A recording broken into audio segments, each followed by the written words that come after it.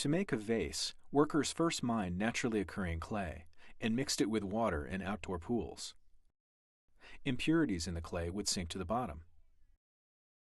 As the water evaporated, it left behind a layer of purified clay, which was then kneaded by workmen to make it more malleable.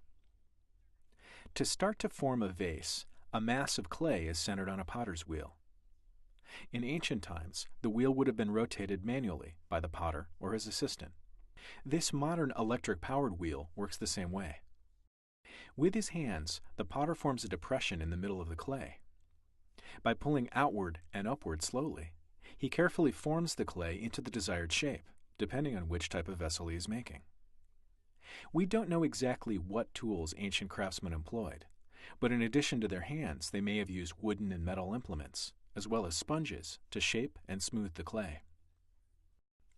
The next day, when the vessel has dried slightly, excess clay is trimmed away and the surface is smoothed.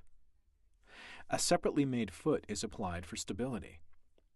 Handles made from coiled clay complete the shape of the vessel. Once the vessel has been shaped, it's prepared for painting.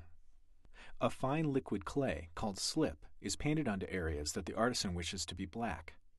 To provide a background for further decoration, an unpainted field is left here on the front side. This unpainted area will be decorated with a scene painted in the black figure technique. After the clay had dried to a leathery, hard texture, the vase painter could make a preliminary sketch in charcoal, which would disappear later during firing. Using the charcoal sketch as a guide, slip would be used to add silhouetted forms, often of human figures. Details and interior lines were then incised through the slip to reveal the lighter colored clay below. Additional details were often added using red ochre. When fired, it would turn purple to depict clothing, blood, and other details. To produce white, a pure clay with minimal iron oxide was used, often chosen to depict women's skin, marble objects, animals, and patterns. With the painting complete, the vessel was ready to be fired in a kiln.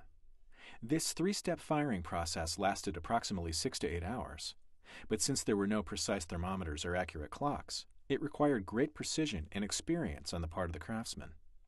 First, the temperature in the kiln was raised to about 1500 degrees Fahrenheit. By allowing air into the upper chamber of the kiln, an oxygen-rich atmosphere was created. This produced red ferric oxide in both the clay and slip, which caused both to turn red. Second, the temperature was raised further to about 1700 degrees Fahrenheit. Air vents were closed and damp wood or wet leaves were placed in the stoking tunnel of the kiln. This created an oxygen-poor and carbon-rich environment. This produced black ferrous oxide in the clay and slip, which turned both from red to black. At this point, the slip became a glossy shell that was resistant to any further changes. In the third and final step, air was permitted to enter the upper chamber of the kiln again, creating an oxygen-rich environment once more.